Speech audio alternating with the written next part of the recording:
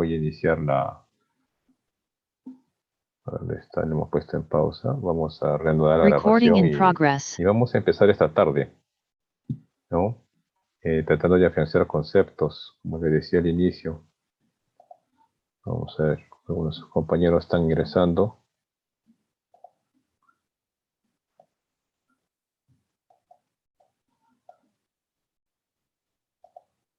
Ya, muy bien.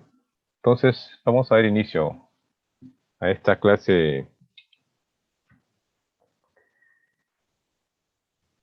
Lo que están observando en la diapositiva, ¿no?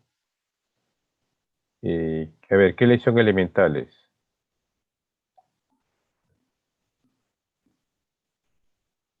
Preguntas para todo el grupo.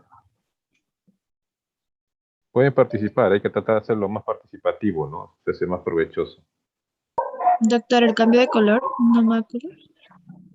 Miren dónde está mi puntero, lo que rodea. ¿Qué lesión elemental será esta? Una mancha. Ya, miren. Placa. Ujú.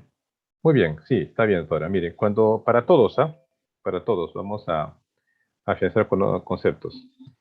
Cuando nosotros observamos la piel, lo primero que nos tenemos que preguntar, una piel, claro, una piel, digamos, con patología, una piel con algún proceso dermatológico. Cuando observamos la piel, lo primero que uno tiene que preguntarse es, ¿qué lesión elemental estoy observando? Eso es lo primero. ¿Es una lesión plana? ¿Es una lesión elevada? ¿O es una lesión deprimida? Entonces, ¿qué es lo que estamos observando ahí? ¿Será plano? ¿Será elevado? ¿O será deprimido? Elevada. Elevada. Claro, lesión elevada. Así sea 1 milímetro, pero ya es una lesión elevada. Entonces, uno también nuevamente, ¿no? Hace el ejercicio. Cuando uno recién comienza en esto de la semiología cutánea, tiene que hacer siempre eso. Hasta que después probablemente ya no lo necesite. Entonces, muy bien, es una lesión elevada. Ahora la pregunta sería, ¿y cuál de todas las elevadas es? Recuerden que hay dos grandes grupos, ¿no? Las que son sólidas y aquellas que tienen contenido, sobre todo contenido líquido, ¿no? Que podría ser suero, suero y sangre, lo que se llama contenido serohemático o contenido hemático. Y también están las que tienen contenido purulento. Entonces, nuevamente, ¿y esto qué será? ¿Será sólido o con contenido líquido? Sólido. Sólido. Entonces, dentro de las sólidas, ¿qué tenemos? Placas, máculas. No, mácula no es Perdón, lesión elevada sólida, es Pápula. plana. Nódulo. De las sólidas. ¿Ah? Pápula está bien, placa está bien. ¿Qué más? Nódulo. Ya, Quiste. nódulo, tubérculo. ¿Se acuerdan la primera clase que hicimos? Tubérculo. Vegetación. ¿Sí? Vegetación. Nódulo está bien, sino que el nódulo tiene un componente más profundo. O sea, sí tiene elevación. Yo no digo que no tenga elevación. Sí hay un nivel de elevación, pero en el caso del nódulo, más que elevación, tiene profundidad. Cuando nosotros hablamos de nódulo, estamos hablando de una dermatosis que probablemente esté afectando hasta la hipodermis. Inflamación del panículo adiposo, del tejido celular subcutáneo. ¿Qué más? Hay otra lesión, que también es contenido sólido y por lo general en la piel es elevado. A ver, ¿cómo estamos en semiología?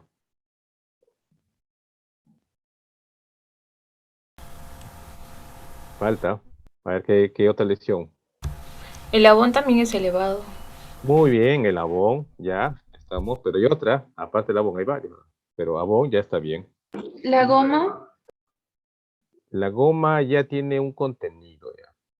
Tumor. La pápula. Tumor. No, ya papel lo Tumor. mencionamos. Tumor.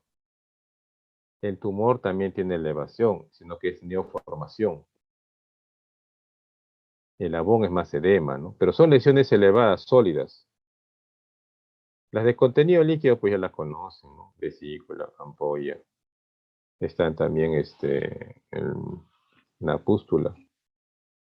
Otra lesión elemental que va a tener contenido, pero que tiene profundidad. Porque miren, vesícula, ampolla y pústula por lo general son superficiales. Pero hay una que tiene profundidad y tiene contenido purulento. ¿Cuál es? Absceso. Absceso. Absceso, claro, doctor, es absceso. Estamos. Ahora, vamos al caso. ¿Y qué lesión elemental es esta? Aunque hay varias, ¿ah? Pero la principal. Es una placa. Placa. Placa. Una placa. Muy bien. Entonces, miren, saber solamente o conocer solamente la lesión elemental o las lesiones elementales no es suficiente. Es un paso, es tu primer paso. Por eso dices la primera pregunta que tú haces. Después te tienes que preguntar muy bien, ya conozco las lesiones elementales que estoy observando. Estas lesiones, ¿cómo se disponen? ¿Cómo se distribuyen? Que no es lo mismo, ¿eh? Disposición es una cosa, distribución es otra cosa. Según Fitzpatrick, la disposición pueden ser de dos tipos. Con tendencia a juntarse o con tendencia a dispersarse, ¿no? Entonces eso también tengo que tomar en cuenta. Y el patrón. ¿Cómo se distribuyen estas lesiones, ¿no? en la piel, en el cuerpo de mi paciente? Y ojo, que estamos ahorita, vamos a hacer una revisión de las eritematodes-descamativas, que es una gran familia.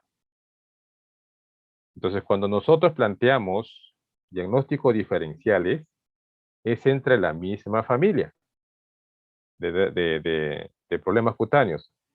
Igual, ¿no? Si hablamos de dermatosis pigmentarias, o las hipopigmentadas, las que tienen menos color, pues también vamos a hacer diagnóstico diferencial dentro de ese grupo. O sea, tú no puedes, por ejemplo, hacer diagnóstico diferencial de vitiligo, ¿no? Con líquen plano. O sea, no tienen nada en común. Son dos entidades que no tienen nada en común y están en diferentes grupos. Entonces, cuando hacemos los diagnósticos diferenciales de las eritematodes-descamativas es entre ellas. Entonces, eso es lo importante, ¿no? Siempre no conocer solamente una de ellas, sino varias de ellas. Muy bien. Entonces, los patrones de distribución, como les decía a ustedes en semiología, hay varios patrones. Hay unos que, por ejemplo, partimos de lo más básico. Un patrón simétrico. ¿Qué significa simétrico? Simétrico o bilateral. Trazas una línea media en tu cuerpo y tienes un hemicuerpo derecho, no y un hemicuerpo izquierdo. Si las lesiones se presentan en ambos hemicuerpos, eso es simétrico. Eso es bilateral. ¿Por qué es importante? Miren, las lesiones inflamatorias que no son de origen infeccioso incluye pues virales, bacteriana, micótica, por lo general, salvo excepciones, recuerden que nada es absoluto en medicina, pero por lo general, por lo común, lo más frecuente es que sean simétricos bilaterales. ¿Se dan cuenta la importancia? Entonces, simetría. Entonces, si yo veo lesión, por ejemplo, estamos viendo de este codo izquierdo, van a encontrar también lesión, por lo general, en el codo derecho. Si lo ven en la pierna, en la rodilla izquierda, también lo van a encontrar en la rodilla derecha. Entonces, hay simetría, hay bilateralidad. En cambio, las dermatosis, que son de origen infeccioso, por lo general, o por lo menos al inicio de la enfermedad, son unilaterales asimétricos. Pero nuevamente, no hay nada absoluto. En medicina no hay nada absoluto. Entonces, ejemplo, miren, ejemplo de una infecciosa.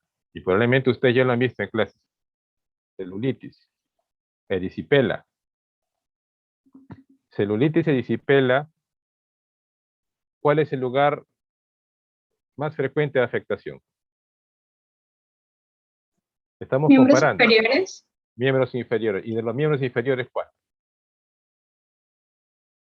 Muslo, pierna, pie, ¿cuál? Pierna. Pantorrillas. Estamos. Y yo pregunto, ¿Qué es más frecuente tener? ¿Una celulitis segunda de las piernas o en ambas piernas? En uno. En una sola pierna. Eso es lo común, eso es lo frecuente. Por eso le decía, las infecciosas por lo general son asimétricas unilaterales. Entonces, cuando yo veo unilateralidad, asimetría en su distribución, estamos hablando, puede ser que sea más de origen infeccioso. Pero cuando yo veo simetría, bilateralidad, es más probable que no sea infeccioso. Ahora, ambas son inflamatorias, ¿ah? Porque la celulitis es obvio que es inflamatoria. Hay una inflamación, pero de causa infecciosa. Esta que están viendo en la imagen también es inflamatoria, pero no es de causa infecciosa. Lo estamos haciendo un pequeño recordar, ¿no? De la semiología y tratando de fijar conceptos, porque así es dermatología. Nosotros somos una especialidad muy visual, ¿sí? Una especialidad como, por ejemplo, otra especialidad visual, radiología, ¿sí? Radiología también está en visual como dermatología.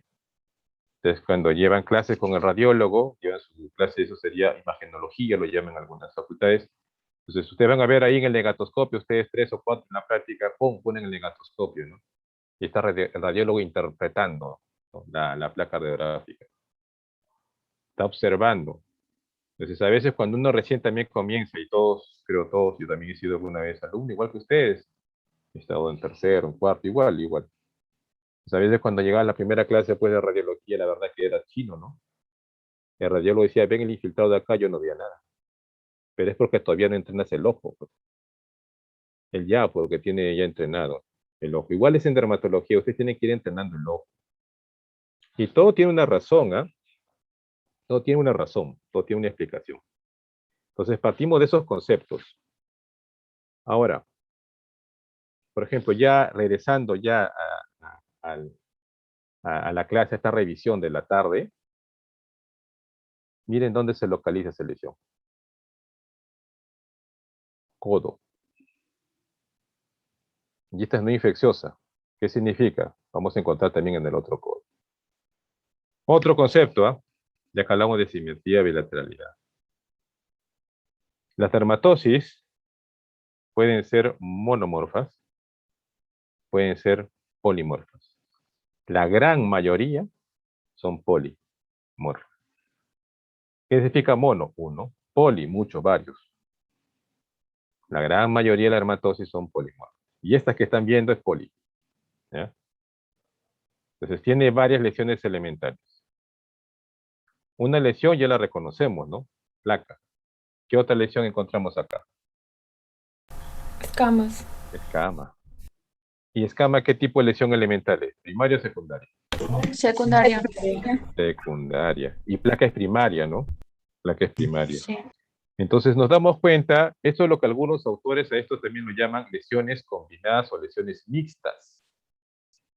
Porque en una determinada región están coexistiendo 2 o más lesiones elementales. Entonces tenemos acá, por ejemplo, la famosa placa, que en cuya superficie vamos a encontrar las escamas. Están coexistiendo, porque una es primaria y la otra es secundaria. Entonces, cuando uno ve, por ejemplo, lesiones incipientes, o sea, las lesiones iniciales, si verán de esta forma tan escamosas, probablemente no. Y ahorita les voy a enseñar unas imágenes, cómo son las lesiones iniciales. Y nuevamente las lesiones iniciales son las que más dificultad diagnóstica te pueden dar, aún en un dermatólogo, ¿eh? No piensen que los dermatólogos, no, a veces hay casos difíciles. Hay casos que te dejan, ¿no? Te hacen dudar. ¿Mm? Ahí donde recurrimos pues a las famosas biopsias. Cuando no podemos definir clínicamente, ¿sí? Cuando no podemos definir clínicamente el diagnóstico del paciente, porque la gran mayoría felizmente se define clínicamente, pero hay un grupo pequeño que te va a costar definir. Entonces, ¿qué hacemos? Entonces, ayuda diagnóstica. Y lo que más hacemos en dermatología, biopsia cutánea, biopsia punch, ¿no? Biopsia incisional, biopsia excisional, biopsia por afeitado, etc. Eso es lo que hacemos. Muy bien. Entonces, ahora, también lo que tenemos que recordar, y aquí también aplican este grupito de patologías, ¿ah? signos clínicos, ¿sí? Igual como cuando ustedes se encuentran en corazón, aparato cardiovascular, respiratorio, pues van a encontrar signos clínicos también acá, en dermatología. Y hay bastante, la verdad, pero hay que aprender lo más común, lo más frecuente. Entonces también vamos a tener que buscar signos clínicos en esta entidad, ¿no? Que están ustedes observando. Muy bien. Estas lesiones, vamos a enseñar la siguiente imagen. Una cosa es verlo, así es, digamos, de la parte clínica, ¿no? Endoscópica, semiológica, pero eso que nosotros vemos también se traduce, miren acá la histopatología, coinciden, hay una correlación. Del lado izquierdo vamos a ver una piel con características normales. Histopatológicamente no hay ningún tipo de alteración. Y del lado derecho tenemos pues la piel de un paciente con psoriasis, que es la imagen que hemos visto. Entonces vemos la placa. ¿Por qué hay esa elevación? ¿Por qué sucede esa elevación? ¿Por qué esa parte de la piel se eleva? ¿Por qué no se mantiene plana? Porque podría ser también eritematosa, pero planita. Por lo general comienza planita, pero el proceso es evolutivo. O sea, va evolucionando. Y ahorita vamos a ver las imágenes cómo puede llegar a evolucionar. Entonces se va produciendo, o realmente ese es el producto de un proceso inflamatorio. Miren cómo es la epidermis, una piel, perdón, epidermis y dermis, una piel sin ningún proceso inflamatorio, una piel normal. Ven acá la epidermis, ven acá la dermis. Esto donde está mi puntero, miren, como si fueran, ¿no?, dedos hacia abajo, eso se llaman crestas, ¿ven? Las crestas, mira acá, otra vez abajo, crestas epidérmicas. Y lo que va hacia arriba, miren, como si fueran dedos hacia arriba, ¿ven? Ahí donde está mi puntero, eso se llaman papilas dérmicas. Comparen cómo se ve, miren el grosor espesor de la epidermis. Este que está arriba es el estrato córneo, comparen con el del costado. Miren la diferencia que hay. Entonces, lo que pasa en esta patología, en esta entidad de psoriasis, que ya es una enfermedad multifactorial. La psoriasis es una enfermedad crónica, es una dermatosis crónica, recurrente, recidivante. Siempre regresa, ¿no? Va en oleadas. Comienza a veces, depende, tiene picos. Tiene picos en algunos grupos etarios, gente joven, es un pico. La edad de ustedes es un pico, ahí comienza. El otro pico ya es en adultos de mediana edad, ¿no? 40, 50 años, pero uno de los picos es 20, 30, cuando eres joven. De ahí cuando ya estás, digamos, en tu etapa madura, ¿no? Antes de llegar a ser adulto mayor, ahí también está el otro pico. Entonces, es una enfermedad multifactorial. No hay, ¿qué significa multifactorial? Que no solamente hay un solo factor que explica su origen, el por qué se produce en determinado paciente. Hay un hay un trasfondo genético, sí, hay mutaciones genéticas. No cualquier tampoco paciente tiene mayores posibilidades, no cualquiera. Pero si tienes, por ejemplo, antecedentes familiares, tienes mayores posibilidades. Entonces hay mutaciones genéticas que predisponen a que tú puedas desarrollar esta patología, psoriasis. Pero no solamente la condición genética lo explica todo. Como le decía a mi grupo de práctica, yo he tenido pacientes gemelos idénticos, gemelos adultos, pues, ¿no? Adultos idénticos. Entonces, genéticamente son iguales, pero solamente uno de los gemelos tiene la enfermedad y el otro no. Pero si son iguales, ¿no? O sea, si solamente la genética sería suficiente para explicar esto, pues sería algo más sencillo. Entonces, ahí es porque se dice que es una enfermedad de origen, ¿no? O es multifactorial. Y la mayoría de las enfermedades de las dermatosis crónicas son multifactoriales. La mayoría son multifactoriales. Dermatitis atópica también lo es, los vitíligo también. La gran mayoría son multifactoriales. Entonces, no solamente es suficiente la genética. genética, ¿no? Probablemente el gemelo que desarrolló la enfermedad, aparte de su genética, es como le decía, 1 más 1 más 1 más 1, al final terminas haciendo la enfermedad. Se va sumando factores, ¿no? Factor 1, factor 2, factor 3. Y el otro gemelo no se expuso a esos factores. Muy bien. Entonces, ese engrosamiento de la piel se debe a un gran proceso inflamatorio, miren, en la dermis. ¿Y qué produce esa inflamación? Los linfocitos, es obvio que acá hay linfocitos en esta zona, ¿no? Los linfocitos, ¿no? Son los que van a producir citoquinas. Entonces, estas citoquinas a veces también tienen acción biológica sobre los queratinocitos. Entonces, hacen que los queratinocitos empiecen a aumentar su número. Recuerden que los queratinocitos nacen en la capa basal, en la capa más inferior de la epidermis. Entonces empiezan a aumentar en número, ¿no? Rápidamente. Entonces, eso es lo que se llama epidermopoiesis, ¿no? Entonces, la epidermopoiesis está acelerada. Cada vez van creándose o van apareciendo más queratinocitos. Hay más mitosis, ¿no? Más división celular. Porque eso es lo que nacen los queratinocitos, de divisiones celulares. Cada vez es más rápido, por la acción de las citoquinas. Entonces, miren lo que sucede. Hay un acúmulo de queratinocitos. Entonces, al haber más capas de queratinocitos, entonces produce un engrosamiento de la epidermis. Acá está, miren, este es normal y este es de un paciente con psoriasis. Entonces empieza a producir más capas. Entonces hay un engrosamiento de la epidermis. Pero recuerden también, miren arriba. Entonces también va a haber mayor grosor y espesor de la capa córnea. Normalmente hay una descamación fisiológica. Todos los días nosotros nos descamamos. Muchos de nuestros queratinocitos del estrato córneo se van desprendiendo, pues, porque ya completaron su ciclo. Se van desprendiendo, porque vienen de abajo, vienen los demás queratinocitos. Entonces es lo que la gente llama renovar la piel, entre comillas renovar. Lo que puse es que hay una descamación fisiológica normal, natural, imperceptible, y que solamente en estados patológicos se puede hacer perceptible. Y este es un estado donde es claro ejemplo de cuándo se puede percibir eso, porque hay una aceleración, ¿sí?, en el recambio celular. Entonces un queratinocito que demora 3 a 4 semanas, miren, uno que nace aquí en la basal, va ascendiendo y para llegar al estrato córneo demora de 3 a 4 semanas, pues en esta entidad, en esta patología, lo puede hacer en menos de 7 días. Por lo general dicen que entre 4 a 5 días. O sea, de aquí hasta acá arriba, 4 a 5 días.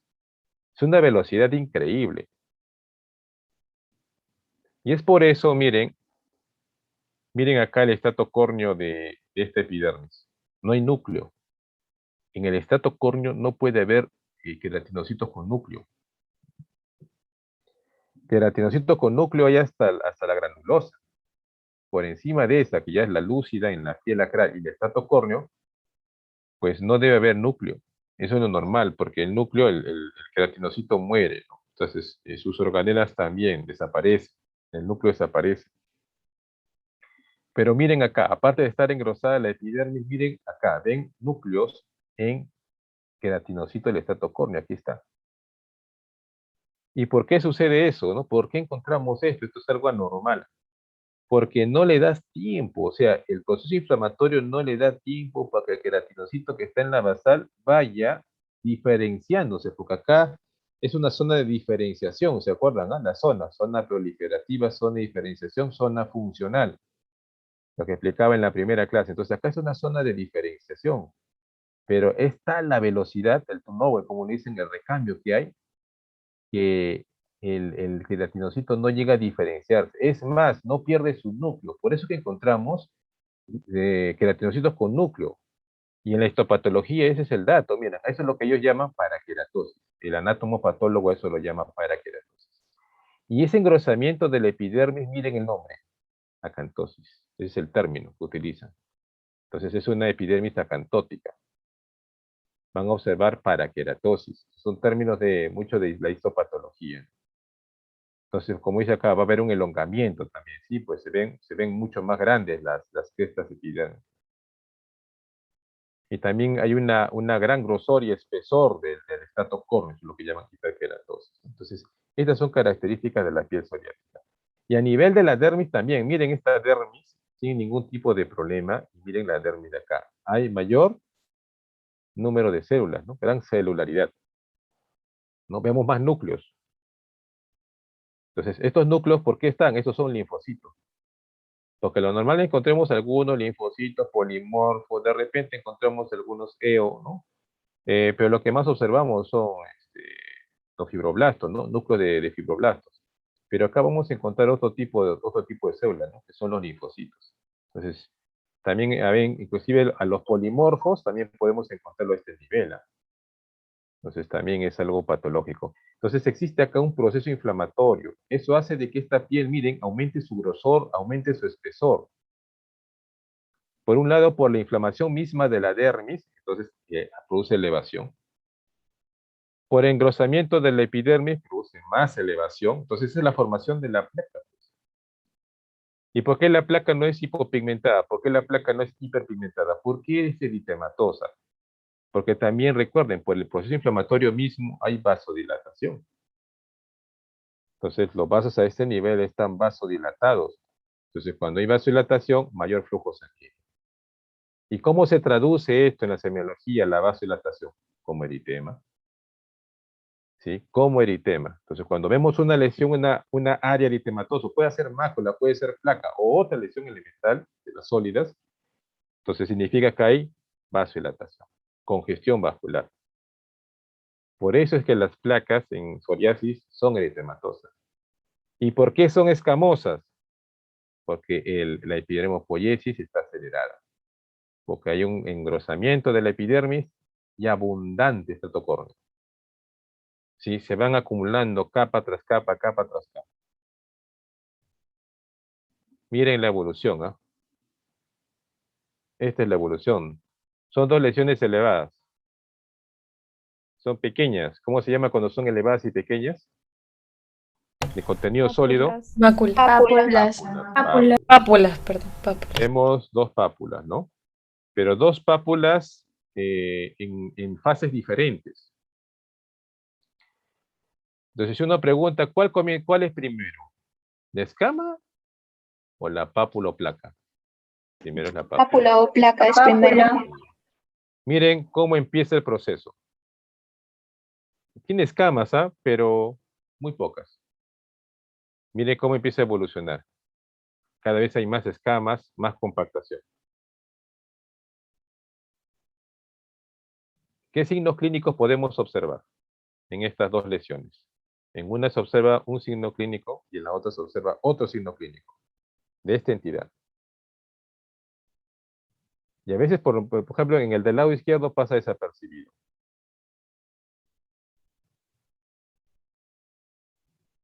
Signo de la bujía.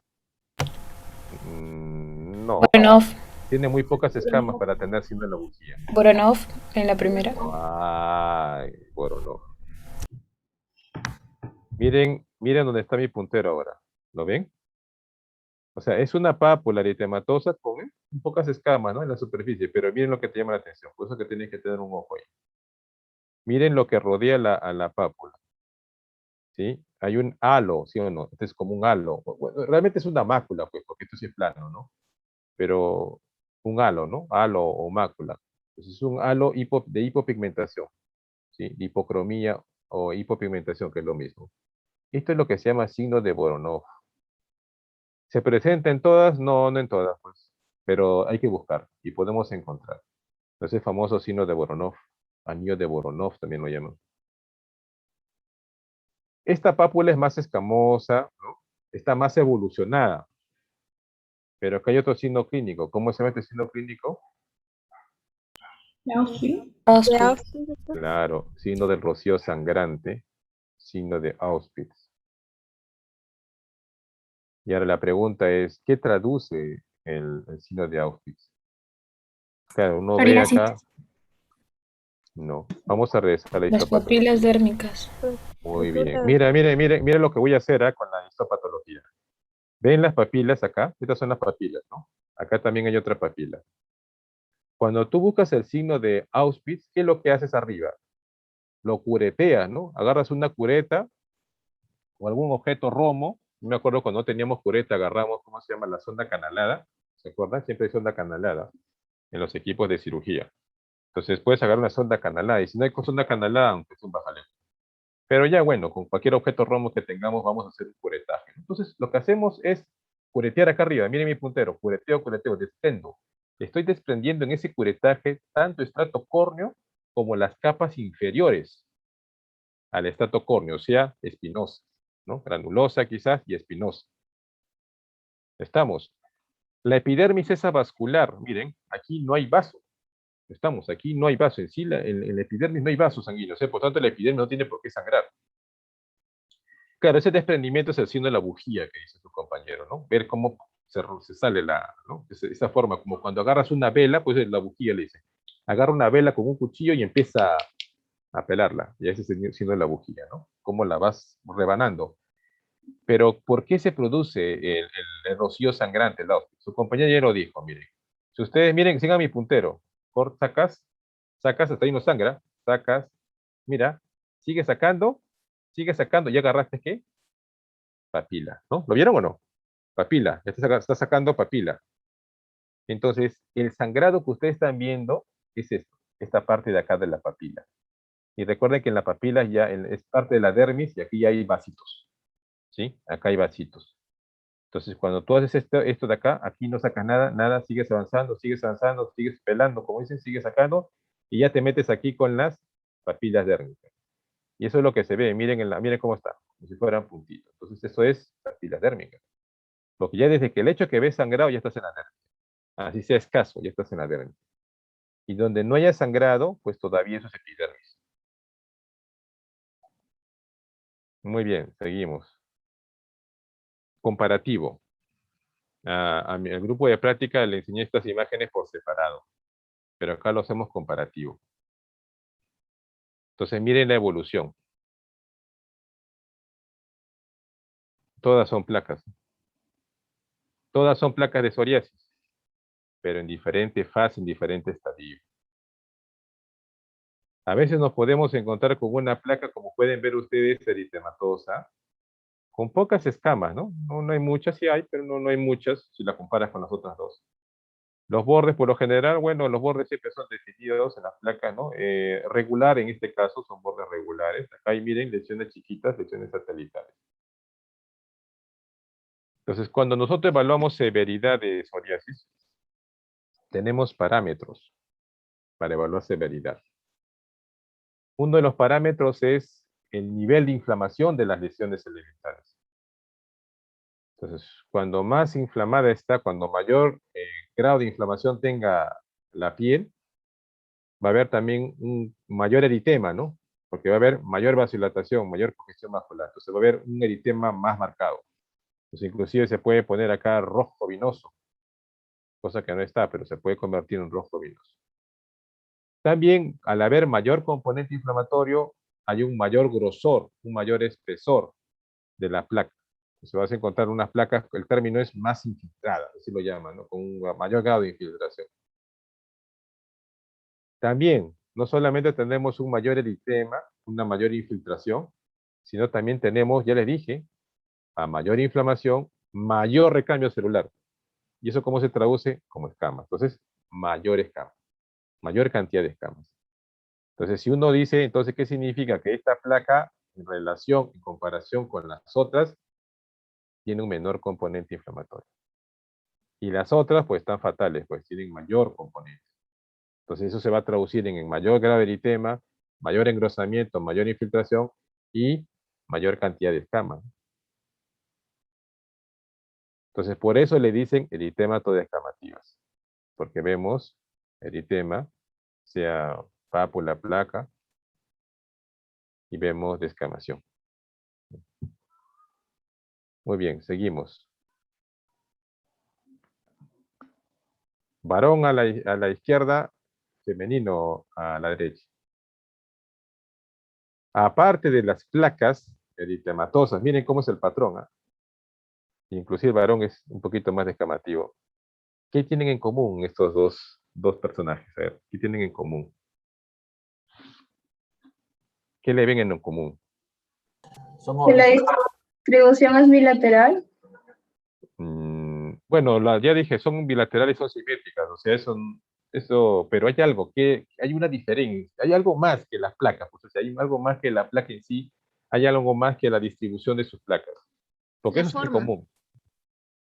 No, que uno de sus La, compañeros ya lo mencionó. Los dos son obesos. Claro, Ah, claro. claro, ectoscopía, ectoscopía. Entonces, ¿cómo es el paciente? ¿No? ¿Cómo es el paciente de psoriasis? ¿Cómo es el fenotipo? ¿No? El fenotipo es lo que nosotros no vemos, ¿no? Que es la expresión del genotipo de nuestra genética. Entonces, ¿cómo es este paciente?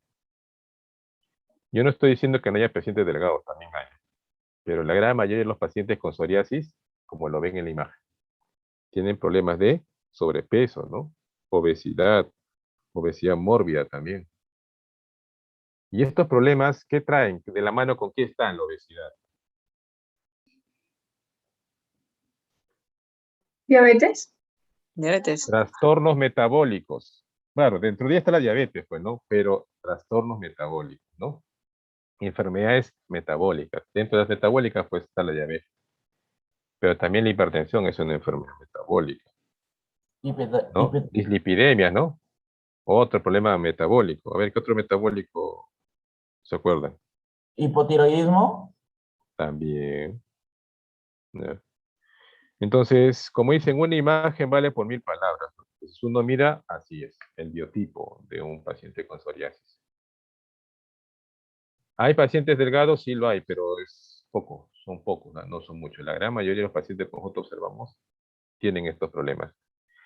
Es por eso que actualmente eh, el concepto es de que psoriasis no es solamente una enfermedad de la piel, ¿no?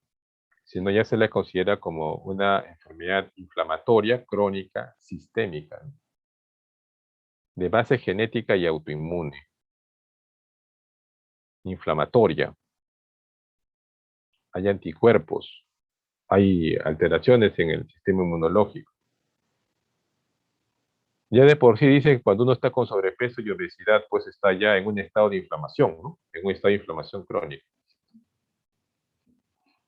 Entonces, eso nunca deben olvidar, ¿no? Entonces, la asociación que existe de psoriasis con enfermedades metabólicas, con trastornos metabólicos.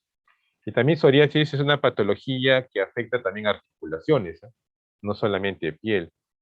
Eso es lo que se llama artritis o artropatía psoriática. Entonces, y sobre todo cuando el paciente comienza más joven la enfermedad. Prevalencia, 1 a 2% de la población mundial, ¿no? Entonces, cuando tenemos estos pacientes, miren, no solamente, por eso que el médico tiene que ser integral, inclusive el dermatólogo tiene que ser integral, no solamente ver piel. Cuando ingresan al consultorio, sobre todo pacientes nuevos, lo que descartamos son trastornos metabólicos. Eso es lo primero que tenemos que hacer. Igual ustedes, o sea, ¿quién nos refiere a estos pacientes? Un médico general, un médico de primer nivel de atención, de centro médico, de policlínico. Y el médico, y así le llega al paciente, lo primero que tiene que hacer antes de referirlo al dermatólogo es descartar trastorno metabólico. Entonces tengo que descartar diabetes, porque el paciente tú le preguntas, ¿tiene diabetes? No. ¿Realmente no lo tiene o realmente no lo sabe? Que es lo más probable. Entonces tienes que pedirle pues un screening, ¿no? Para descartar diabetes. Y muchas veces no es suficiente con glucosa, tienes que pedir nivel de insulina también.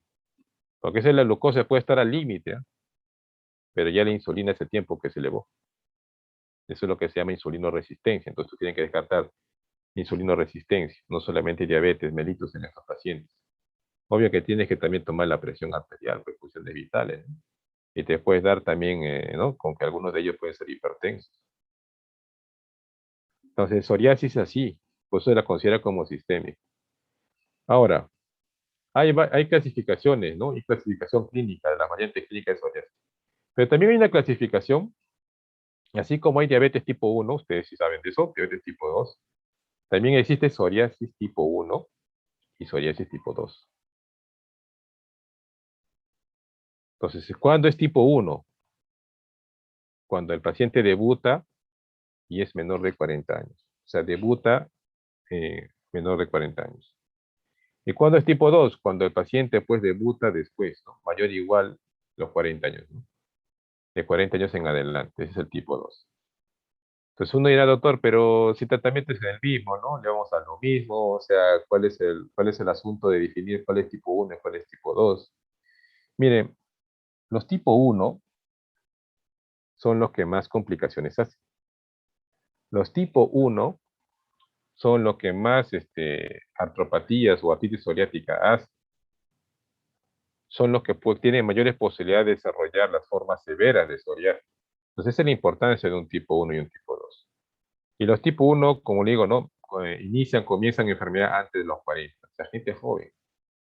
O sea, no es lo mismo un paciente, mira, si vamos a ejemplos, no es lo mismo un paciente, miren, tengo dos pacientes que entran al consultorio. Los dos tienen 80 años. Uno comenzó enfermedad a los 30. ¿Su tiempo de enfermedad cuánto sería? 50 años, ¿no? Y el otro de repente comenzó a los 70. Su tiempo de enfermedad sería 10 años. Entonces es lógico pensar que cuando más tiempo tienes con la enfermedad, mayores complicaciones puedes hacer.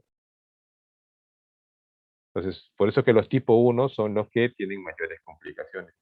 Ahora, los tipo 1 también son los que tienen, digamos, más antecedentes familiares que los tipo 2. Entonces, esa es la importancia. Muy bien, seguimos. Entonces, psoriasis puede afectar, pues, piel. ¿Ven las uñas? Uñas. Ya les mencioné articulaciones. Puede afectar. Y otro concepto, miren. No toda distrofia de uña es onicomicosis. Entonces, hay una idea que es trastorno de uña onicomicosis, ¿no? No, no necesariamente. Hay patologías que pueden producir distrofia en uñas. Y esta es una. Miren las uñas, esto no es hongo. Esto es psoriasis de uña. Psoriasis ungueal, así se llama, psoriasis de uña. Entonces, no solamente son los hongos. Los líquen plano también pueden producir afectación a nivel de la lámina de la uña, lámina ungueal. Avanzamos. Bueno, el patrón creo que ya ustedes lo conocen. Es un patrón más, la psoriasis vulgar, que es la presentación clínica más frecuente, pues se llaman vulgar. Tiene un patrón de distribución más en superficie extensora, ¿no? Codos, rodillas, ¿no? En este caso, por ejemplo, si ustedes se dan cuenta, esta es una área, la parte dorsal, ¿no? Del antebrazo. O sea, donde hay piel gruesa, ¿no? En la parte ventral, ¿no? Más en la zona dorsal, ¿no? Esa es su predilección. Y psoriasis también produce esto. Acá vamos a ver una cicatriz, ¿sabes? Esto es una cicatriz quirúrgica. ¿Ven? Mitad, ¿no? Donde estuvieron los puntos. Una cicatriz quirúrgica. Pero dentro, no se ve muy bien de repente la imagen, pero sí hay lesiones, miren, alrededor de la cicatriz. Acá hay una pápula con un poquito de escama. Entonces, ¿cómo se llama este fenómeno? En donde las lesiones de una dermatosis aparecen en una piel traumatizada, que ya recibió algún tipo de traumatismo. En este caso, el hecho de hacer una incisión con una hoja de bisturí ya está traumatizando la piel. ¿Cómo se llama este fenómeno? Este es el fenómeno. Tenemos una cicatriz quirúrgica y podemos ver lesiones encima o alrededor de esta cicatriz. Como también pudo verse una quemadura, ¿no? Lo he visto en quemaduras. Lo he visto en quemaduras. Aparecen las lesiones justo ahí. ¿De Kochner, doctor? ¿Correcto? El número de Koppner. Entonces, lo que están viendo en esa cicatriz quirúrgica es el número de Koppner. Una vez tenía un paciente, tarapoto, adulto de mediana edad, Doctor, ¿podría repetir el término? fenómeno de Koppner. Koepner se escribe, ¿no? Con K y kilo. Koepner, ¿no? Pero es Koepner. Miren, tenía una vez un paciente de tarapoto que fue referido al hospital porque presentaba unas lesiones en, región pretibial izquierda. muy parecidas a lo que ustedes están viendo en el antebrazo y codo de este paciente. Miren, acá. Muy parecidas, ¿ah? Muy parecidas, así igualito, de ese tamaño igualito. Entonces, pero venía con una afectación unilateral, ¿ah? No era bilateral, era unilateral, solamente en la pierna, ¿no? En la región pretibial izquierda. El antecedente, por eso es que ellos lo refieren, ¿no? Porque este paciente había tenido un accidente en moto, felizmente no fue a mayores, no se llegó a fracturar, parece que saltó antes que la moto, ¿no? No pudo dominar la moto y saltó antes, pero en ese saltar, pues, ¿no? Te agarras y te arrastras, ¿no? Contra el pavimento, ¿no? Entonces se produjo, pues, cierta pérdida de piel, ¿no? Pero nada del otro mundo, o sea, nada difícil que no cure. Se produjo también en los codos, en las rodillas, en la otra pierna, pero lo que pasaba es que justo en la región pretibial izquierda aparecieron estas lesiones que ven ahí. Entonces, los médicos tratantes como pensaban que era, digamos, lo están mandando como un tipo de micosis, ¿no? Su hipótesis era de que de repente en el asfalto, en el pavimento, de repente algún tipo ¿no? de microorganismo, ¿no? Se pudo haber colado en la herida y que estuvo afectando esto, ¿no? Y más le llamó la atención porque era unilateral. Pero es simplemente un fenómeno de Kepler, nada más, sino que el paciente estaba debutando, ¿no? Coincidencia de la vida, justo después de esa, y él atribuía más al accidente, pues. Pero no, era una psoriasis, ¿no? 2 meses después ya empezaron a aparecer en codos, en el resto del cuerpo. Ya. ¿Qué pudo haberlo gatillado? Coincidencia, ¿no? Difícil, ¿no? Porque cuántos se accidentan y no desarrollan psoriasis después de un accidente. Entonces, coincidencia, ¿no? Probablemente ya faltaba solamente algún tipo de factor adicional para que desarrollara la enfermedad. Entonces, ese es más fenómeno de Kepler.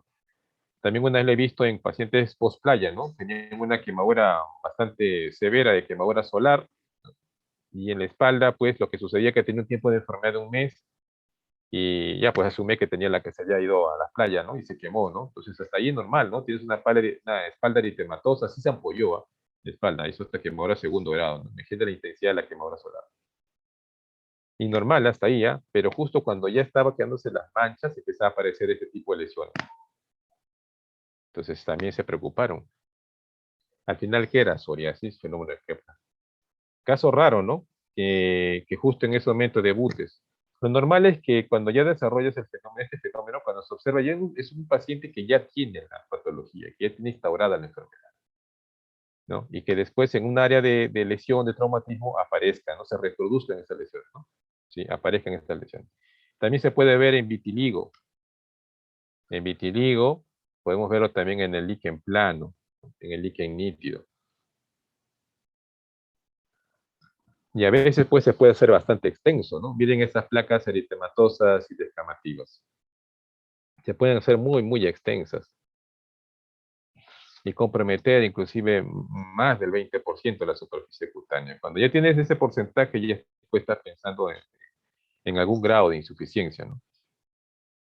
Cutánea. ¿Y qué les parecen estas imágenes?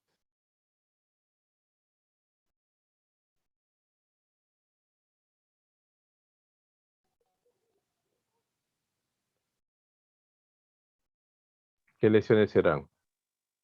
¿Eso no es lo que se conoce como psoriasis en gotas, doctor? Sí, pero ¿qué lesiones son? Mira esas lesiones. ¿Qué te parece? ¿Qué son? Pápulas. Pápulas. Pápulas. Miren el tamañito que tiene. Su compañero está bien en el diagnóstico, ¿no? Es una psoriasis en gota o psoriasis gutata. Pero la diferencia con la psoriasis clásica vulgar, miren, recuerden esa imagen de esos antebrazos. Estas placas inmensas, ¿no? Pueden llegar a ser placas bastante escandalosas. Pero miren estas lesiones. Chiquititas, pequeñitas. Pero si uno se acerca más, y probablemente la imagen no ayuda, pero también tiene sus escamitas. Es más frecuente en población. ¿Qué población? Jóvenes. Claro, Niños en y niños, jóvenes. ¿no? En población pediátrica es más frecuente, ¿no? Y se asocia mucho ¿con qué se asocia? Infección faríngea. Estreptococos. Estreptococito. Infecciones respiratorias bacterianas y dentro de ellas estreptococo, ¿no? Estreptococo piógenes. Las infecciones estreptocócicas, sobre todo estreptococo piógenes, se la ha relacionado mucho con psoriasis en gota, ¿no? O psoriasis gutata. Oye, y por eso le dicen en gota, ¿no? Porque son pequeñas. Nuevamente, imágenes de lo que viene a ser una psoriasis, ¿no? De uña. Entonces, siempre recordar que no toda distrofia necesariamente es un hongo de uña. Y aquí si pueden ver la imagen, creo que sí se ve. Miren la superficie de la lámina. Donde está mi puntero señalando. ¿Cómo se llama esto? Es un signo clínico también. Miren. Pitting. Claro. Pitting. No se presenta en todos, ¿ah? No, no es algo patognomónico. No, no es patognomónico, porque también se pueden observar en otro tipo de dermatosis. ¿Ah? En Ariata, por ejemplo, la alopecia areata se puede observar. O sea, no es patognomónico, pero cuando tú tienes un paciente, ¿no? Que estás pensando que es psoriasis, tienes que revisarle las uñas. O sea, es un pecado no revisar la uña al paciente. Y a veces vas a encontrar esto. No siempre, pero puedes encontrar. Tienes que buscar. O esto sí se puede encontrar a veces con mucha más frecuencia. Y nos olvidamos, ¿ah? Nos olvidamos de examinar uñas. Esto es lo que se llama mancha en aceite, pues, ¿no? ¿Sí? El aceite que ustedes tienen en casa tiene ese tono, ¿no? Ese color. Entonces, por eso le dicen mancha en aceite. Realmente, ¿qué cosa es la mancha en aceite? Aparte de la coloración. Si ustedes introducen un objeto, mira, está mi puntero, hasta adentro, hasta acá entraría. Eso se llama onicolisis, o sea, la separación de la lámina del leche. Se despega. Entonces yo puedo introducir acá un objeto, mira, romo, claro, y es por acá se entra. Cuando normalmente no entra, pero entra hasta acá. Porque hay un despegamiento. Acá también se ve, mira, hay un despegamiento. Aparte del cambio de coloración, que es la mancha en aceite. Entonces, mancha en aceite, onicolisis, pitting, engrosamiento de la lámina, eso es lo que se llama hiperkeratosis subungueal. Se puede ver también hiperkeratosis. Y esto es un clásico. Cuando evaluamos psoriasis, no solamente hay que revisar uñas, sino también piel cabelluda. Estamos, piel cabelluda, mandatorio. Y muchas veces, ahí haces el diagnóstico. Porque he tenido pacientes que tienen lesiones muy pequeñitas, ¿ah? Muy escasas, ni siquiera en codos ni rodillas, sino es en antebrazo, una que otra en pierna. Pero cuando le revisas el cuero cabelludo te encuentras con esta sorpresa. Ni hablar, pues, ¿no? ¿Cuál es el diagnóstico diferencial de psoriasis y cuero cabelludo? ¿Con qué otra patología la tenemos que diferenciar? Dermatitis seborreica. Claro, eso nunca se olvide. A veces sucede también que piensas que está tratando una dermatitis seborreica, pero no. Estás ante una psoriasis y cuero cabelludo. ¿Y cuál sería la diferencia entre psoriasis cuero cabelludo versus dermatitis seborreica cuando afecta cuero cabelludo? Semiológicamente, clínicamente. ¿Cuál sería la diferencia? ¿Qué diferencia Mayor encontramos? cantidad de escamas ¿Y en cómo la es la dermatitis escama? seborreica, ¿Cómo es la escama en la dermatitis seborreica? como caspa. Es Y con más sebo. fina. Es una escama Y más fina. amarillo. Y, o sea, Ajá. Tiene un tipos de sebo. aspecto, tiene un color a veces, depende, ¿ah? Pero por lo general en algunos pacientes que tienen muchas escamas, tienen un color amarillento, ¿no? Un aspecto graso, amarillento, graso, ¿no? Pero por lo general son pacientes con una descamación muy fina. Ese aspecto amarillento, graso, lo observas cuando tiene muchas escamas de dermatitis seborreica.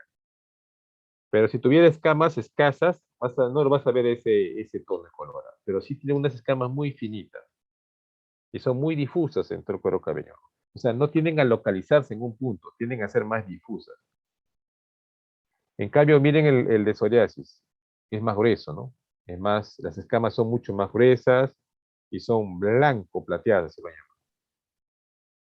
Por lo general, en dermatitis seborreica hay un componente inflamatorio, eso es innegable. Por eso que también encontramos eritema, podemos encontrar a veces, depende del componente inflamatorio, podemos encontrar hasta placas. Pero por lo general encontramos eritema, ¿no? Eritema de descamación. Pero en psoriasis la cosa es diferente. Recuerden que psoriasis es una entidad de mayor componente inflamatorio que la misma dermatitis seborreica. Por lo tanto, miren lo que hay debajo de las escamas. Miren el infiltrado, miren esta lesión. Bueno, pasas el dedo, lo sientes grueso ahí. Hay un infiltrado. Eso no te lo da la dermatitis seborreica. Y cuando encontramos esta piel infiltrada, gruesa, escamosa, tus posibilidades son más de psoriasis de cuero cabelludo. Ahora, psoriasis cuero cabelludo también en sus fases iniciales tiende a localizarse. Entonces, ¿cuál es la zona que tienes que revisar de toda la zona del cuero cabelludo? Regiones temporales, doctores. Miren, esta es la temporal, ¿no? Ese hueso es la temporal. Temporo-occipital, temporal-occipital. Recuerden anatomía. Es obvio que también puede afectar parietales y frontales, pero eso es cuando está en un estadio más avanzado.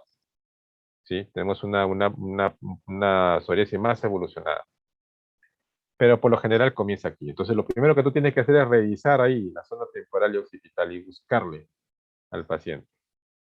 Ya si le ves arriba en los frontales y parietales, ni hablar. Ahí no hay duda.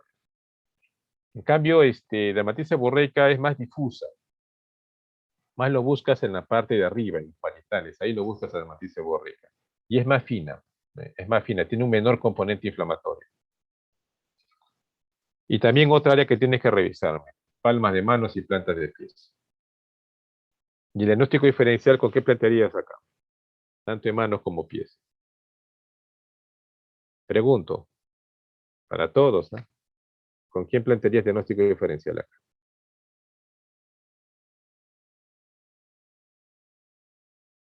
Ya han llevado la clase ya. Tiña. Muy bien. ¿Qué más también? Aparte de tiña. En mano, miren la mano. ¿Qué más?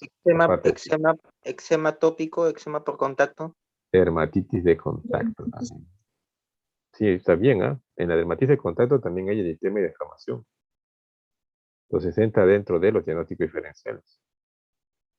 En las tiñas también está bien el diagnóstico diferencial.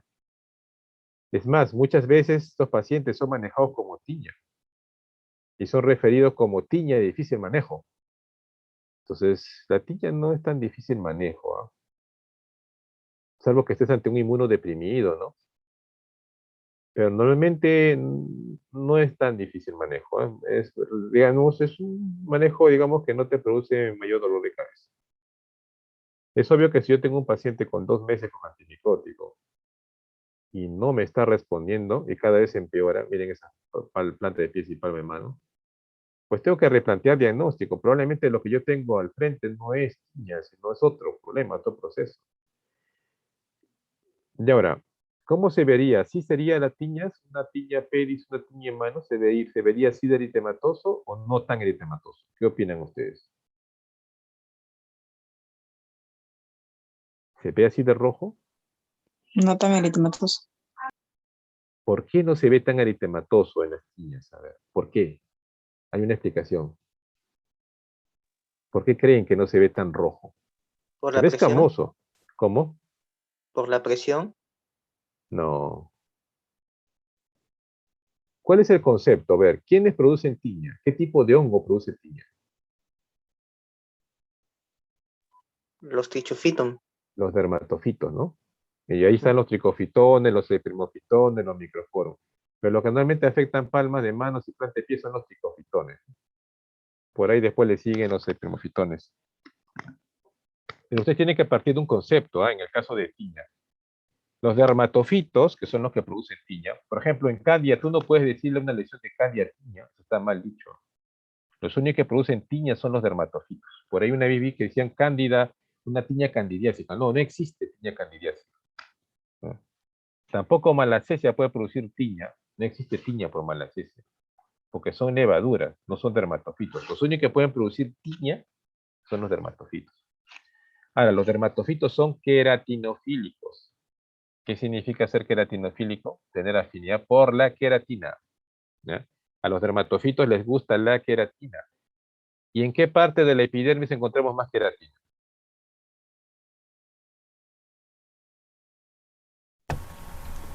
Palmas, plantas. Plantas y palmas. ¿Dónde?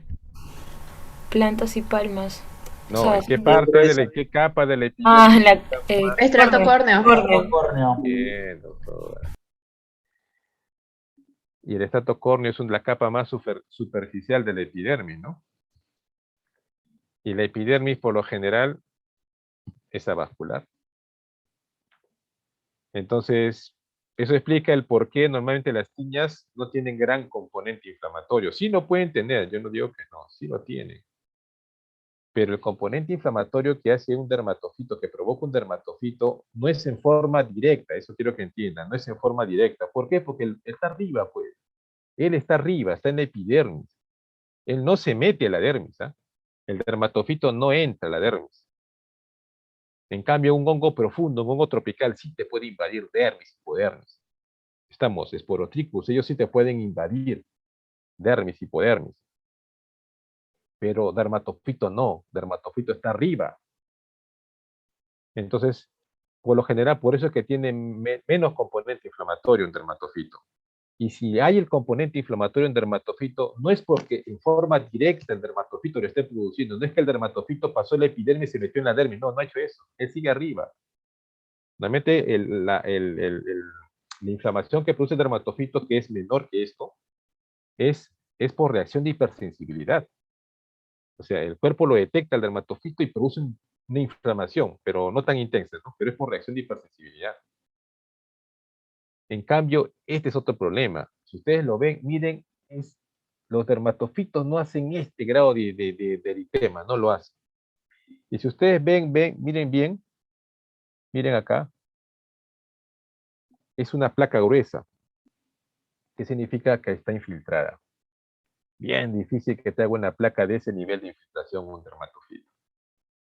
Lo puede hacer casos raros, inmunodeprimidos y encima es inmunodeprimido que le metas corticoide, ¿no? Que le metas clobetasol. Entonces ahí sí se puede suceder, pero si normalmente no tiene ese componente inflamatorio, ese nivel de infiltración, no lo hace. Normalmente, por lo general, recordemos que los dermatofitos que más afectan palmas y plantas de pies son los antropofílicos. Entonces, los dermatofitos pueden ser antropofílicos, ¿no? ¿Se acuerdan? Zoofílicos y geofílicos.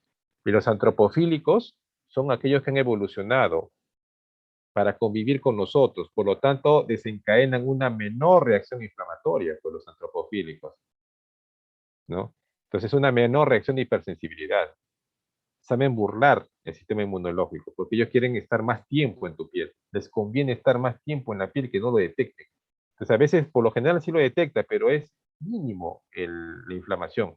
Y muchas veces, si ustedes han visto pacientes con tiña piel, van a ver que la piel no está roja, pero sí está escamosa, pero no está roja. Acá está escamosa, pero hay gran componente inflamatorio. Entonces, cuando tenemos este tipo de problemas, gran componente inflamatorio con gran descamación, y miren la placa, está muy infiltrada, no piensen en tiña. No piensen en tiña porque tiña normalmente no hace eso. Piensa en psoriasis, ¿no? Y en otra patología que ahí te la vamos a enseñar. ¿Qué observan ahí, en esa palma de mano y en esa planta de pie? ¿Qué lesión elementales? Vesículas. ¿Qué contenido tiene? ¿Qué contenido tiene? ¿Será Líquido. ceroso? No. ¿Será ceroso? Purulento. Purulento. Entonces, Purulento. por lo tanto, ¿cómo se llama eso?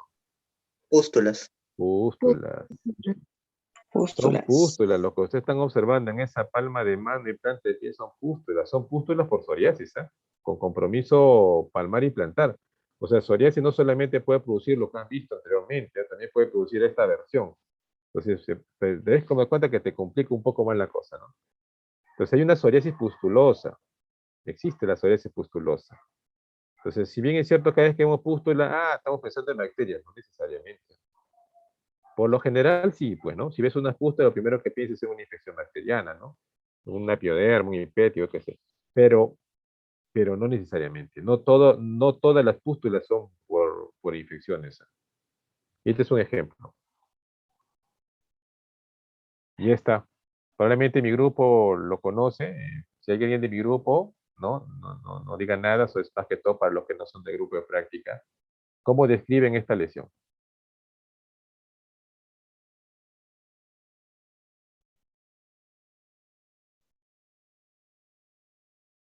Vamos, doctores, ¿cómo lo describen? Lesión macular extensa. De nuevo, nuevamente, esta es una lesión plana, elevada o deprimida. ¿Qué estás observando? Mira los Plana. bordes, todo. ¿Te parece que es plana? Está al mismo nivel de la piel. Es una placa. Miren los bordes, ¿ah? Claro, es una placa que tiene diferentes niveles, bueno, diferentes niveles de espesor, grosor. Pero es una ¿Psoriasis placa. invertida? Claro, es una placa. ¿Cómo la describiría, doctora? El diagnóstico ya lo mencionó, pero ¿cómo describe? Lo que me interesa es que se le quede el concepto. ¿Placa elevada? Mu- Bueno, decir elevada es una redundancia ya, porque todas las placas son elevadas. Pero ¿cómo es la placa? ¿Qué color tiene, doctora? Eritematosa. Eritematosa, muy bien. ¿Cómo están los bordes? Mal Bien definidos. delimitados.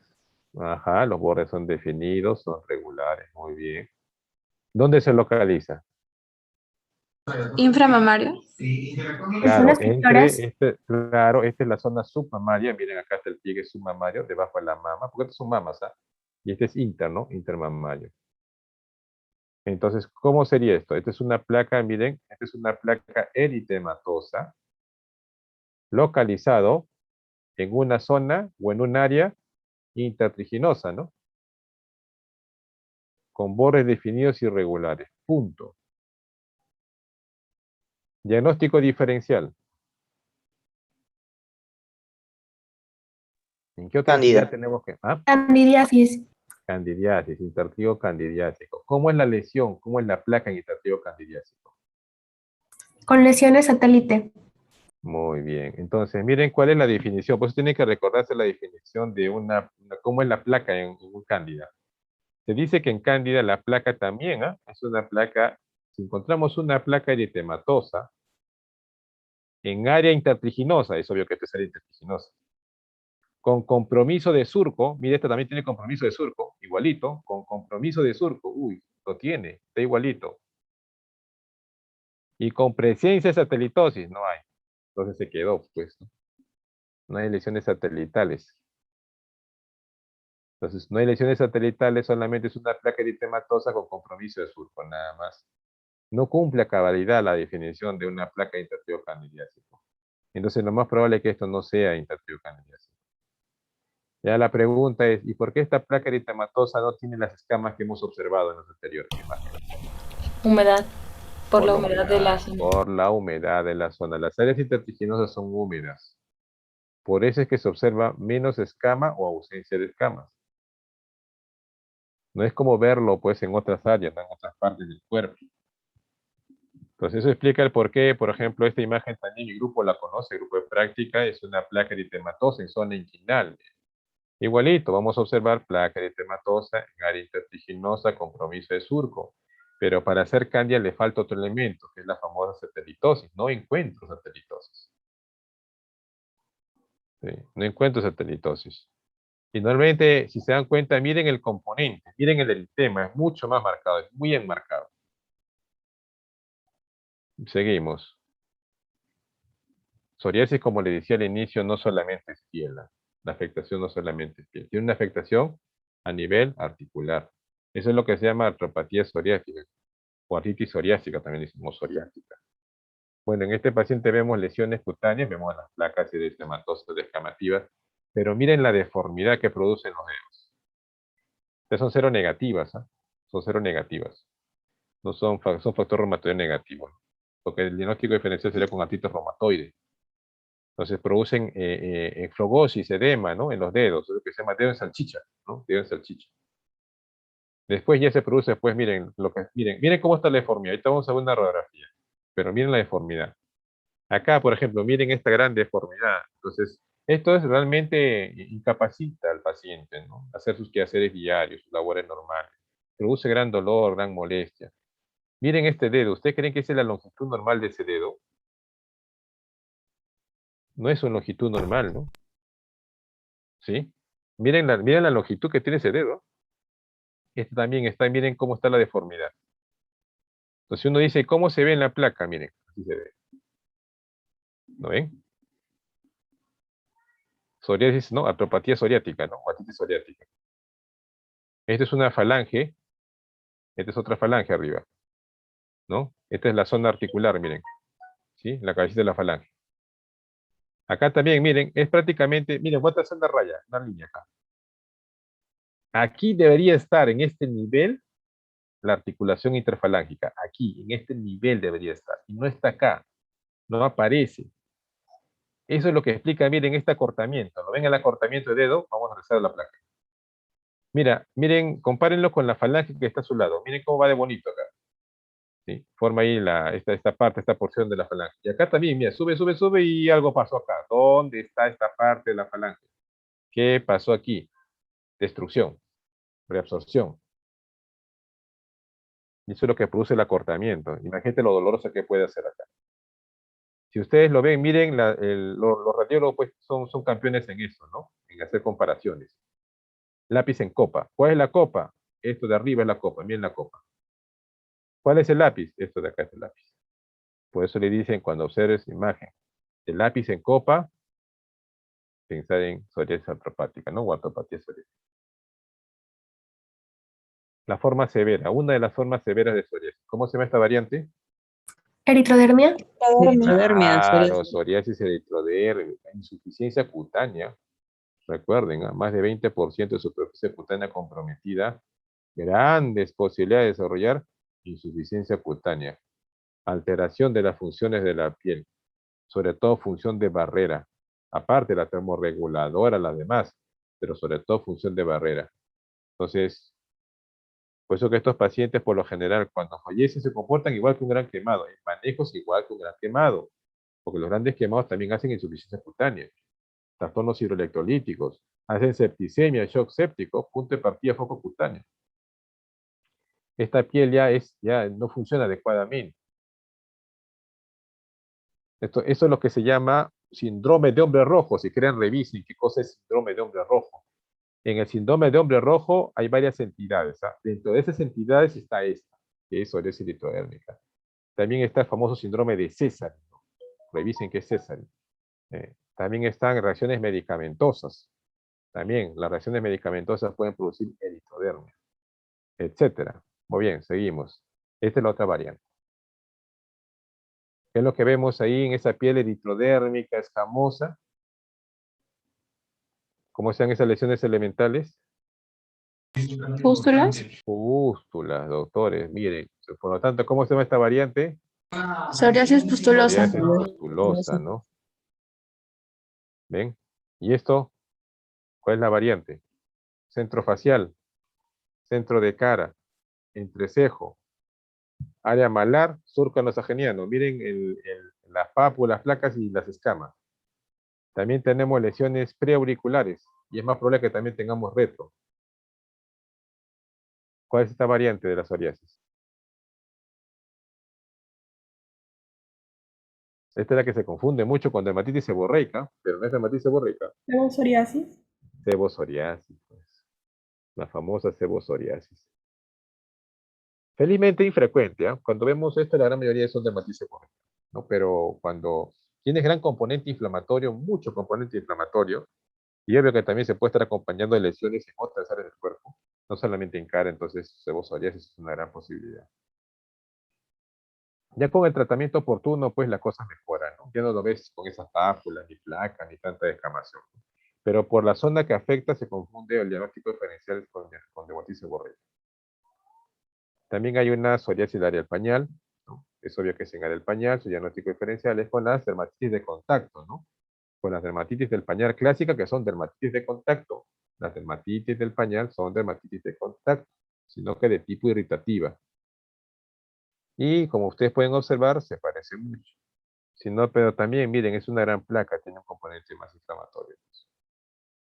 Esto se llama acrodermatitis continua de Lepow, ¿no? Psoriasis pustulosa acral. Doctor, me duele mis dedos, hasta que se infectan. No, tú ves todos los dedos totalmente inflamados con pústulas, ¿no? Acrodermatitis. Una variante también de psoriasis. Miren cómo se puede poner un paciente con psoriasis eritrodérmica, rojo, ¿eh? Totalmente rojo. Severamente rojo. ¿Es bueno aprender qué dar a nuestros pacientes? Sí, pero también importante es qué no dar a los pacientes con psoriasis. Y todo lo que ustedes ven en esta pequeña lista, ok, más, pero eso es lo básico. No debes dar a tu paciente, debes evitar en lo posible. Cuidado con los antiinflamatorios no esteroideos. Cuidado con los beta bloqueadores, propanolol, carvedilol, atenolol, etc. Antipalúdicos, cuidado con los antipalúdicos, Primaquina, cloroquina, hidroxicloroquina. Entonces, cuidado con los antipalúdicos, cuidado con litio. Pero quizás lo que más vemos nosotros en la práctica diaria es con el que está más abajo, con los corticoides sistémicos, no con los tópicos, sino con los sistémicos. Evitar en todo lo posible la administración de corticoides por vía sistémica a estos pacientes. Porque hemos visto Doctor, casos de pacientes con... rebote, ¿cierto? Dan efecto de rebote, ¿cierto? Claro, claro. Normalmente, si tú emites un corticoide por vía sistémica, ¿baja el componente inflamatorio? Sí, sí. Pero nuevamente hace, como dijo su compañera, rebote, ¿no? Nuevamente se reactiva. Y nuevamente se reactiva más que en la vez anterior. Y vuelta cometes el error de nuevamente darle tratamiento con corticoides sistémicos. Otra vez baja la inflamación y esta vez se reactiva nuevamente el rebote, peor que la vez anterior. Y así, ¿no? Va a ser en forma escalonada, va a ser una escalera, va a ser una grada, de forma escalonada. Y muchos de estos pacientes que han manejado o que les han dado tratamiento con corticoides sistémicos, los tenemos pues en hospitalización, ¿no? Como psoriasis eritrodérmica, pustulosa. Entonces, cuidado con estos medicamentos. Es algo que sea muy, muy necesario con un monitoreo estricto. Este es un resumen de lo que nosotros usamos, ¿ya? Corticoides, solos o combinados, ¿no? Por lo general combinados con otro tipo, con queratolíticos, ¿no? Como la urea, el salicílico. Se puede infiltrar, pero siempre y cuando la lesión sea única o sean escasas lesiones. Pues si son múltiples, ¿para qué vas a infiltrar? No tiene ningún sentido. Calcipotiol también, tazaroteno, alquitrán de huya, antralina, ¿no? En el sistémico, quizás el más conocido es metotrexato. Metotrexato es un medicamento clásico en el manejo de psoriasis, sigue dando buenos resultados, ¿no? Claro, el asunto con metotrexato es sus efectos adversos, ¿no? A futuro, ¿no? Son acumulativos. Ciclosporina también, el problema con ciclosporina es su toxicidad renal, ¿no? Siempre hay que hacer monitoreo. Entonces, de función renal e inclusive con monitoreo de presión arterial, que es lo que más altera antes de la misma función renal. Acitratin o acitratina también es otro, es un medicamento, pero también no está exento de reacciones adversas. Los agentes biológicos, esos que están ahí, esos 5 son los que tenemos en el Perú: etanercept, infliximab, adalimumab, ustekinumab, que son de los últimos, junto con secukinumab. Y la fototerapia, que es un instrumento, sí es una ayuda bastante aceptable para los pacientes, ¿no? Para los que pueden ingresar a protocolo de fototerapia. Muy bien, esto no está dentro del sílabus, esta patología, esta entidad, por eso que pues algo de texto, a diferencia de los anteriores, ¿no? Sino que son unas plaquitas más estiradas, ¿no?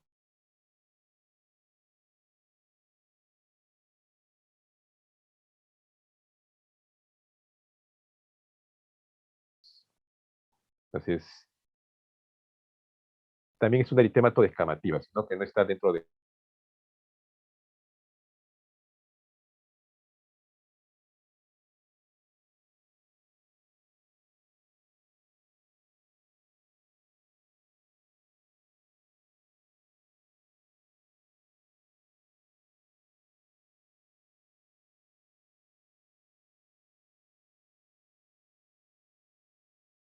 Parece que había una interrupción.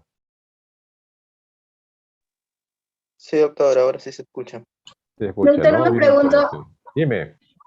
Con respecto a los corticoides sistémicos, no se dan casos leves, pero sí un moderado severo, ¿no? Los corticoides sistémicos no los usamos ni en moderados ni en severos, en psoriasis, ¿ah? Los evitamos en cualquier momento, lo evitamos, ¿ah? Si tengo un severo, yo doy metotrexato, ciclosporina, acitratin. Si hay posibilidades, y si que esos 3 fallan, se puede utilizar medicamentos biológicos, pero corticoides en ningún momento, ¿ah? En ninguno, ni moderado ni severo. Por ahí algunos lo utilizan en la psoriasis pustulosa, pero actualmente en la guía no lo recomiendan. Porque como ya lo dijo su compañera, efecto rebote. Entonces tampoco no lo recomiendo, mucho efecto rebote. Eviten en lo posible. Sobre todo los corticoides de depósito. El clásico es dipropan, pero esa betametasona de depósito es un clásico y más bien eso nos lleva a muchas complicaciones. Miren, esta entidad, pityriasis rosada, vamos a ver placas.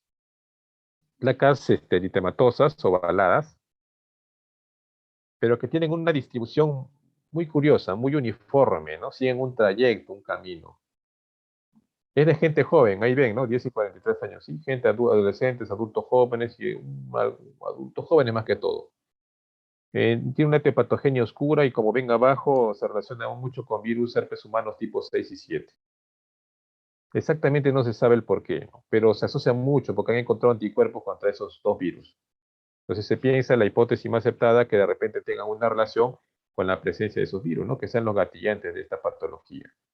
Felizmente es totalmente benigna y a diferencia de psoriasis, que es crónica, esta es autoinvolutiva, o sea, tarde o temprano se va a ir. Dura, como dice ahí, entre 6 a 12 semanas. La recidiva y las recurrencias es algo infrecuente, no se da. Y hasta el momento no he visto en todos mis pacientes que alguno de ellos ya ha hecho recurrencia con pitiriasis rosada. Debe darse, ¿no? Porque está eso en la literatura médica, pero no lo he visto, ¿no? Y acá, como dice, también dicen recidivas infrecuentes. Pero lo que me interesa es esto, miren, cuando hicimos psoriasis estuvimos revisando pápulas, placas, miren la forma. Lo que me interesa que aprendan, miren acá. A diferencia de psoriasis, usted tiene que buscar esto. Esto es lo que se llama collar de epidermis, ¿no? ¿Lo ven? El collar de epidermis, el collarete. El collarete inclusive está más hacia la periferia, no al centro, sino más hacia afuera. Entonces tiene un collarete epidérmico, las placas de epiteliasis rosada. Si vemos esta placa que es la más grande, miren la placa más grande, otra vez, miren en su parte de aquí, en la parte periférica aquí. Otra vez hay un collar, ¿no? Collarete epidérmico. Miren el patrón, cómo se distribuye. Tiene un orden, ¿ah? Sigue por lo general, es paralelo a los pliegues de la piel. A los pliegues de, no, a las líneas de tensión de la piel, o pliegues de la piel. Es paralelo. Tiene un patrón, miren en la parte anterior y en la parte posterior, esto que se llama patrón en árbol de Navidad. Así lo llaman, en árbol de Navidad. La primera lesión en aparecer es lo que se llama la placa heraldo. Miren, acá está, mira, es el mismo paciente. ¿Eh? Miren en la parte posterior, cómo sigue el trayecto. Otra vez trayecto acá, trayecto. Entonces está siguiendo los pliegues de la piel, es paralelo a los pliegues de la piel. Igual acá, miren en la parte anterior. Los pliegues de la piel son así. Así, ¿no? Entonces siempre está siguiendo los pliegues de la piel. Son de las características de la pitiriasis rosada. Casi no molesta, o si molesta tiene un prurito muy leve, ¿eh? Nada del otro mundo. De nuevo, seguimos en pitiriasis rosada, miren. Son ovaladitas, ¿eh? Son estiradas, están estiradas las placas. Pero siempre, miren, así se pliega acá. El pliegue de la piel va así, ¿no? Así, así, siguiendo el puntero, de esta forma va. Y es paralelo a los pliegues de la piel. En pieles oscuras, pues la cosa cambia, ¿no? Igual en psoriasis también, en pieles oscuras la cosa cambia, ¿no? O le se ve más pigmentado. Líquen plano rápidamente son las famosas 4P, ¿no? ¿Sí? Son pápulas poligonales, purpúricas, pruriginosas, ¿no? Que lo mencionaron. Son lesiones pequeñas, ¿no? Miren, máximo 1 centímetro, no más. Salvo que muchas de ellas se junten y formen una lesión mucho más grande, una placa. El fenómeno de Kepler también, ¿no? Que psoriasis hemos visto, también se presenta acá. Y algo que tiene que buscar es esto en el líquen plano, aparte de las 4Ps, las famosas estrías de Wickham. Ahorita vamos a ver las estrías de Wickham. Miren, este es el fenómeno de Kepler, ¿no? Así, miren, tiene un patrón lineal acá. A veces hay rascado y en esa zona de rascado se producen las lesiones. Ya. En las mucosas, miren, esta es la mucosa. Recuerden que el líquen plano no solamente afecta piel, sino también puede ser mucosas, también pueden ser uñas, ¿no? O cuero o piel cabelluda también afecta. Su patrón clásico de distribución es más de flexura, ¿no? Como acá, ¿no? Como en la zona de la muñeca, es más de flexura. En la piel, como en la mucosa, se puede observar, miren esta forma que tiene. Esto es lo que se llama las famosas estrías de Wickham. ¿Ya? Acá se ve mejor, creo, en esta imagen. Vemos al paciente, ¿no? Dorso de mano. Vemos lesiones papulares poligonales. Algunas inclusive han formado placas. Aparentemente aquí podríamos decir es un eritemato descamativa, podría ser varias cosas, inclusive hasta psoriasis se puede ver así. Pero tenemos que buscar las estrías de Wickham. Entonces lo que hacen normalmente es aplicar un tipo de sustancia oleosa, ¿no? Un aceite, una sustancia oleosa, y miren lo que se observa en la superficie. Son como unas arañitas, ¿no? Son las estrías de Wickham. Se observa mejor cuando aplicas una sustancia oleosa. Afecta mucosa, miren, mucosa oral, ¿no? Mucosa yugal y también mucosa genital. Esta es una variante del líquen plano. Hay un engrosamiento, ¿no? Inclusive se puede confundir acá hasta con líquen simple crónico.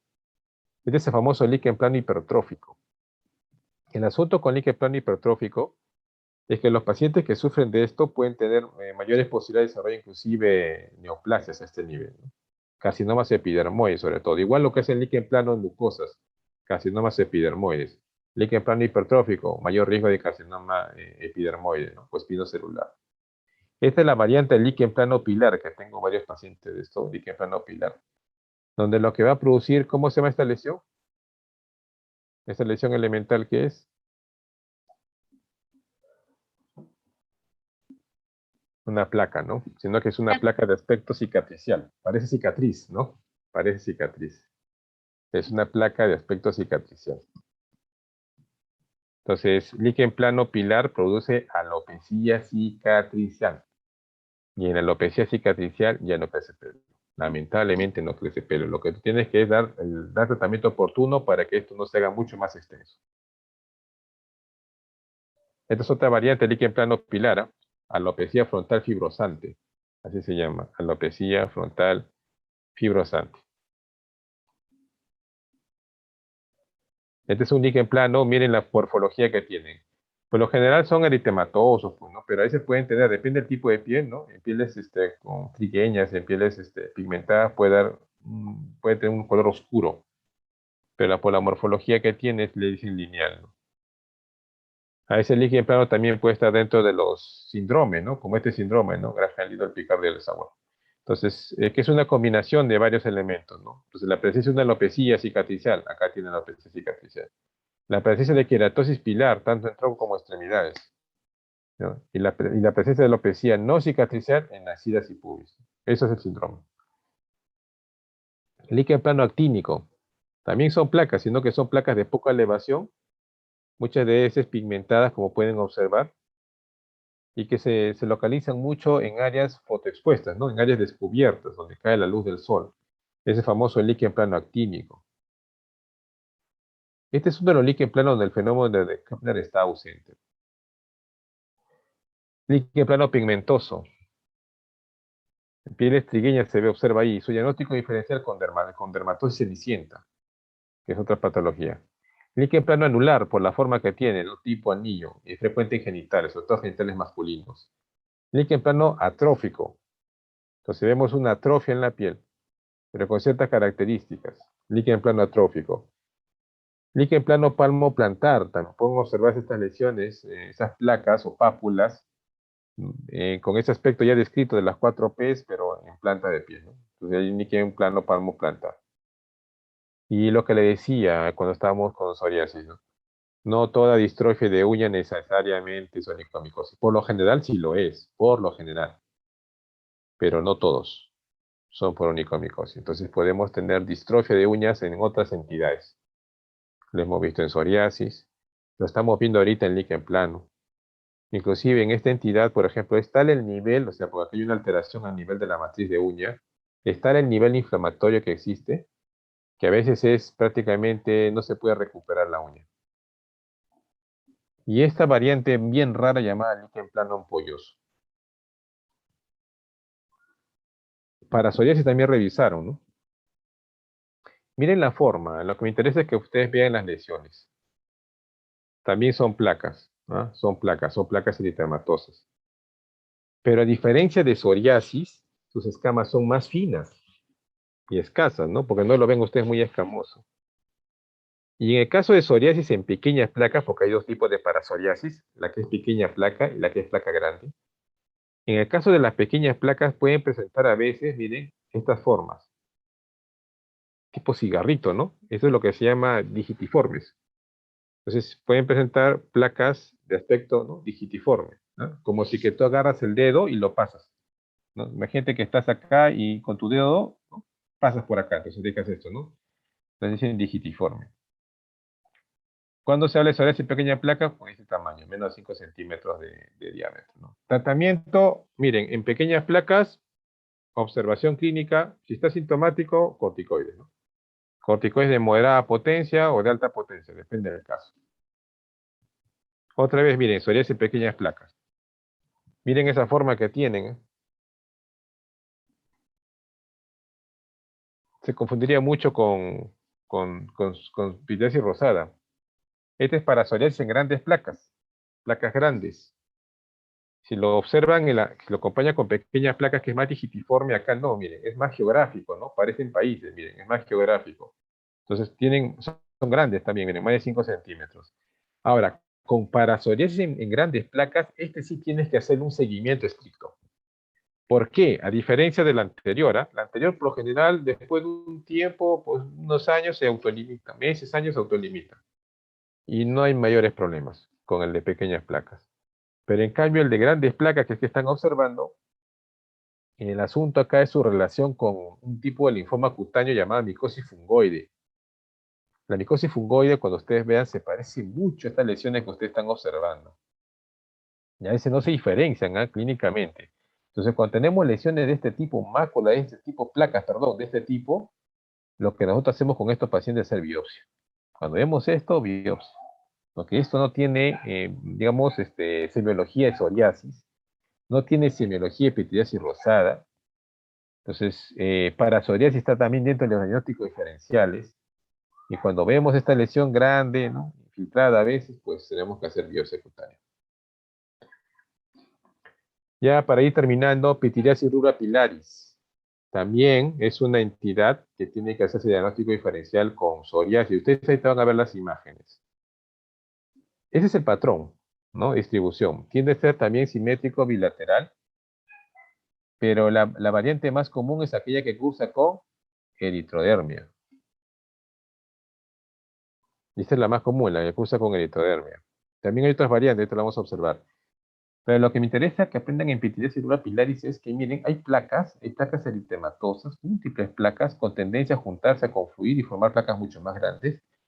Pero dentro de estas placas vamos a encontrar, miren, como si fueran islas de piel sana. Entonces, esa es la característica de pitiriasis rubra pilaris. Te deja zonas limpias, que no las afecta, que no las compromete. Miren cómo se observa a veces en algunas zonas o áreas de estos pacientes. Miren, tienen un aspecto muy papular. Estos son los 6 tipos, hasta el momento descritos de pitiriasis rubra pilaris. El más común es el que acabamos de ver, que es el adulto clásico. ¿Sí? Ahí te vamos a ver el juvenil y el circunscrito. Entonces, en primer lugar lo tiene el adulto clásico y le sigue en frecuencia el juvenil circunscrito, que se parece mucho a la psoriasis, ahí te van a verlo. Y el juvenil clásico, que es igual que el adulto clásico, pero con, digamos, en niños, ¿no? Por lo general, y un porcentaje mucho menor. Miren, este es el adulto clásico. ¿Sí? Totalmente rojo, totalmente eritrodérmico. Cuando les hablé de síndrome de hombre rojo, está ahí psoriasis eritrodérmica, está ahí, por ejemplo, Sézary, síndrome de Sézary. Puede haber toxicodermias que te llevan a la eritrodermia y está esta patología, pitiriasis rubra pilaris. Pero nunca se olviden, miren, en esta variante del adulto, miren las plantas de los pies. Y en zonas que no haya placas grandes, eritematosas, vamos a observar que ven ahí, ¿no? Un componente unas pápulas con un patrón muy folicular. Se pueden observar en estos pacientes. Nuevamente acá en cara interna del muslo, ¿no? Esas pápulas, ¿no? De aspecto folicular. Este es el circunscrito, ¿ah? Esta es la pitiriasis rubra pilaris, la variante circunscrita. Miren dónde presenta las lesiones. Miren ese codo. Entonces imita mucho, ¿no? Lo que viene a ser una clásica psoriasis vulgar. Le imita. Entonces está dentro del diagnóstico diferencial pitiriasis rubra pilaris. Este es el juvenil, por ejemplo, el que se parece mucho, juvenil clásico, que se parece mucho al adulto clásico. También, en lugar de tener un adulto eritrodérmico, tienes un niño eritrodérmico, un niño rojo. Y esto también, esta entidad, el pitiriasis rubra pilaris, siempre hay que evaluar palma de manos, planta de pies, porque lo que te vas a encontrar es queratodermia. ¿Sí? Escamas gruesas, queratodermia. El tratamiento de elección de epididiasis rubra pilaris es la citratina, que también lo usamos en los pacientes con psoriasis. Si no hay citratina, también puedes utilizar metotrexato. Y todo lo que vengan a hacer los medicamentos tópicos que utilizamos en psoriasis, como los queratolíticos, pues también se puede utilizar acá. Igual, ¿no? En este paciente. Entonces tiene diagnóstico diferencial. Bueno, creo que hemos cumplido el tiempo. ¿Alguna pregunta? Ahora vamos a las preguntas, o de repente quieren que regrese y quieren una imagen, observarla mejor, o algo que no tengan muy en claro. Este es el momento.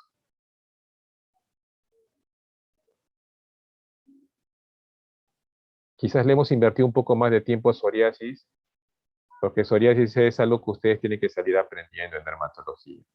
Pityriasis rubra pilaris también, pero es menos frecuente, ¿no? Pityriasis rosada sí se ve, líquen plano, pero psoriasis es la vedette en este grupo de dermatosis. ¿No hay alguna inquietud que tengan? Doctor, ¿cómo diferencio con líquen plano atrófico? Porque he visto que las lesiones se parecen mucho a psoriasis también. El líquen plano, miren, el líquen plano atrófico igual son placas, ¿ya? Por lo general entendemos que placas son lesiones elevadas. Pero, ahí viene el pero, en el caso del líquen plano, vamos a revisar la imagen. Vamos a revisar la imagen. En el caso del líquen plano atrófico, lo describen como placas atróficas, cosa que no debería ser, ¿no? Porque las placas en la definición en sí son lesiones elevadas. Son lesiones elevadas. Pero hay el concepto de que también existen las famosas placas atróficas, ¿no? Como este es el caso. En el caso de psoriasis vulgar no hay atrofia. No hay una variante atrófica en psoriasis vulgar. En líquen plano sí existe. O sea, no hay forma clínicamente cómo confundirse. Segundo, de que el líquen plano atrófico es infrecuente. ¿Ah? Es infrecuente. Yo solamente lo he visto una sola vez en todo el tiempo que vengo dedicando a la dermatología. Igual como el líquen plano anular también, ese es infrecuente.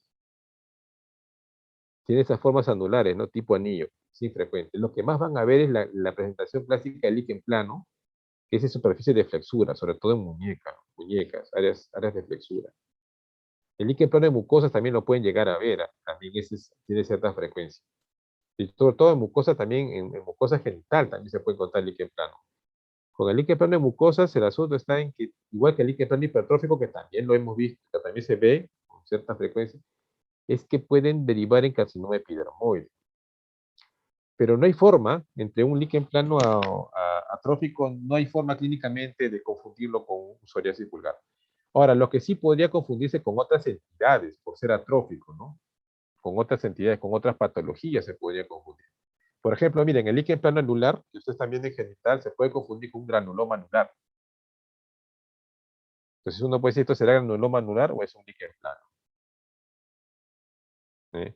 El líquen plano atrófico, por lo general, son lesiones no tan numerosas, un poquito más localizadas, más pequeñas. A veces puede confundir con algún otro tipo de atrofia en piel, ¿no? Hay otras patologías que cruzan con atrofia. Hay uno que se llama atrofoderma de Pierini Paucini, se llama, ¿no? Pierini. Entonces, con eso se podría confundir, ¿no? O de repente con algunas morfeas, porque las morfeas también al inicio pueden ser atróficas, ¿no? Entonces puede haber atrofia en las morfeas, puede ser con una morfía incipiente también.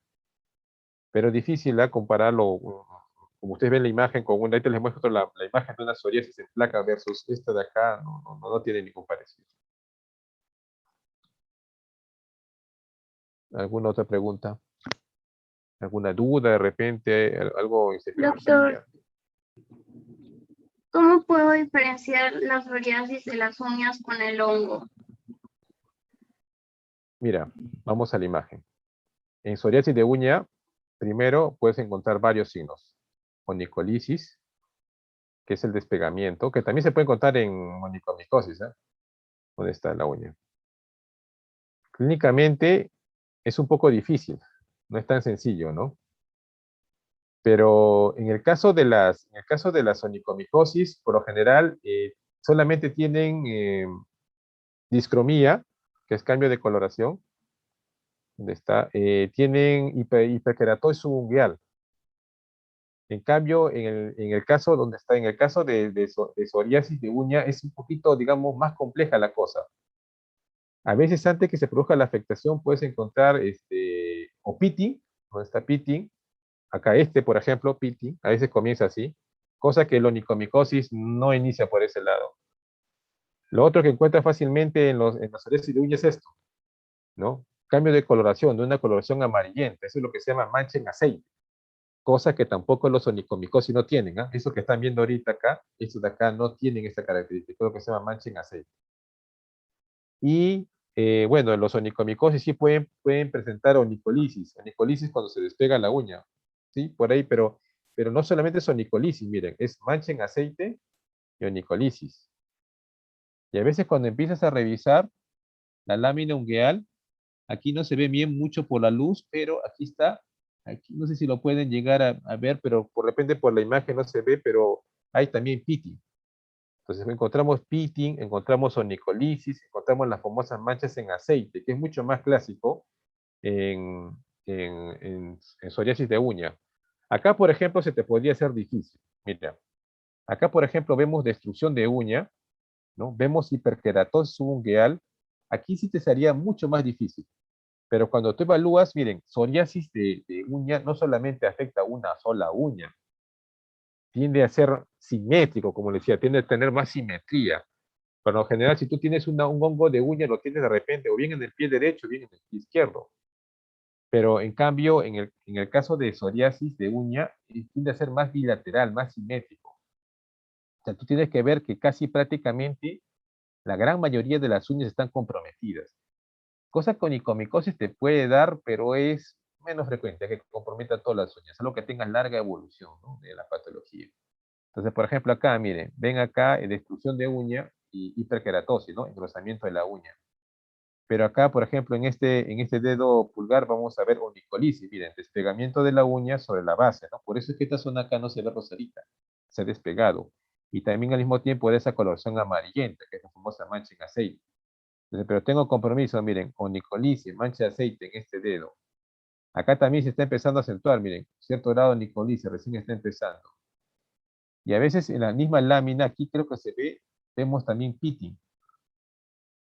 Entonces, eso, por ejemplo, todo ese componente no lo tiene onicomicosis. No vas a ver pitting, manchas en aceite, onicolisis puedes encontrar, pero con menos frecuencia. Lo que más se encuentra según onicomicosis es un aspecto muy parecido a este.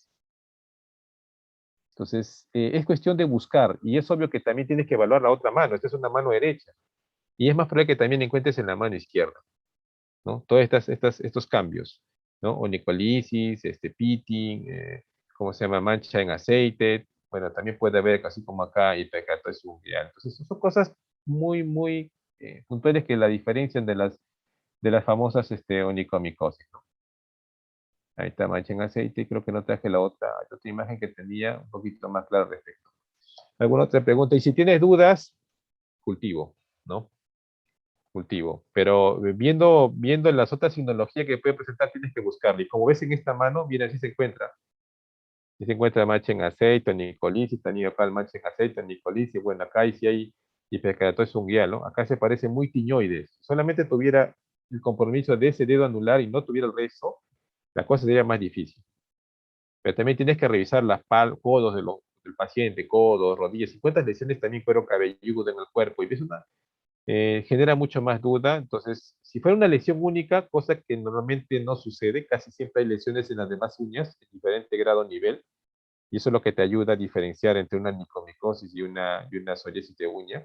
Pero ponte en un caso extremo de que solamente hubiera afectación, esta sola falange. Entonces, mejor manda un cultivo, ¿no? Ahí sí necesitarías un examen auxiliar.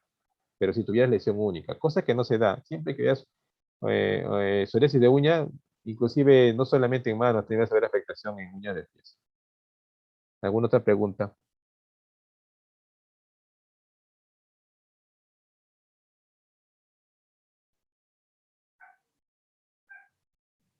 Muy bien. Entonces, si no hay preguntas,